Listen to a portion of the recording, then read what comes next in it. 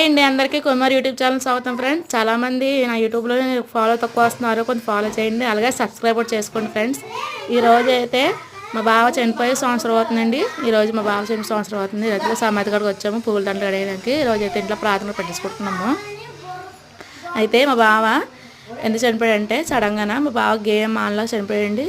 రాష్ట్రం అని గేమ్ ఆడి గేమ్లో శుభ్రం మోసపోయి 20 లక్షలకు అప్పు చేసి చనిపోయాడు. అక్కడ పిల్లలు ఇద్దరు చిన్నపిల్లలు అండి. అక్కడ చూడండి, ఒక వాళ్ళ ఆవిడ, ఒక పిల్లలు, వాళ్ళ అబ్బాయి అండి, ముగ్గురును. ఈ చిన్న పిల్లలకి వదిలేసి వెళ్ళిపోయాడు.